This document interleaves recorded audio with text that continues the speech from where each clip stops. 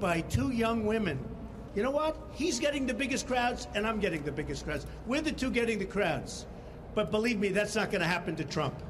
Yeah, this style is part of his appeal, but my question is, does it also limit his growth? Look at this post-debate poll. If you go out to the Iowa poll, after watching Trump in the debate, are you more or less comfortable with him as your candidate for president? 55% of Iowa Republicans say they're less comfortable. 23% say more comfortable. Then let's move to the New Hampshire poll. Look here.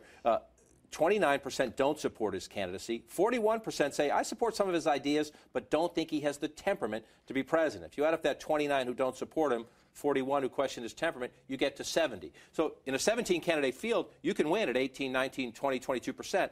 But when we start losing candidates, is that the ceiling?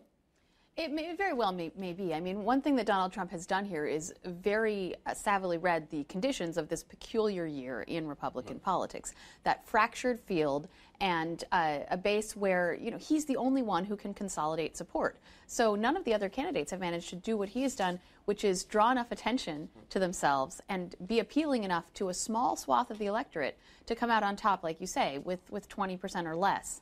And it doesn't look like he can really move beyond that. But at the same time, it doesn't look like anybody else can consolidate the field to the extent that he's done.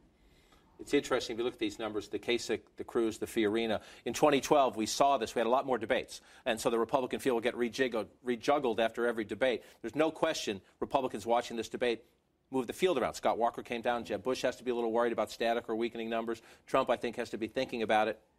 Yeah, 2012 was the battle between Romney and the not Romney of the week. Right. I'm not sure that we're seeing quite that same thing, although obviously, people who thought Jeb Bush would be the easy front runner are getting a lesson in as Molly points out, this humility in this unusual election. Right. And I don't know that we're going to know really whether Trump.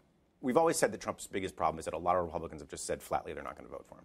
Right. But we haven't seen a test of that yet. And again, I want to come back to that point, that we haven't seen him tested yet in terms of organization. Well, to Olivier's point, this past weekend would have been the Iowa straw poll. Right. And in their attempt to fix what they saw as wrong with the 2012 cycle, Republicans got rid of the Iowa straw poll, and they reduced the number of debates. And you've got to think that if we were operating in that world, in the world of that 2012 conditions, things might look different. Yeah, I do think that they may come to regret. It was sort of a stunt, the Iowa straw poll. It wasn't a real event where you paid people to show up to win it. However, I think the Republican Party, to your point, might regret knocking that off because it did help winnow the field. I think in a 17-candidate field, we might have lost 3 or 4, cleaned things up a little bit, but it is what it is. Next CNN debate now 36 days away, I think, somewhere in that ballpark. We'll see if the big question for me is if Carly Fiorina comes into the top 10 and she's moving, it looks like she probably will, who falls out? Is it Chris Christie? Is it Rand Paul? Is it somebody else?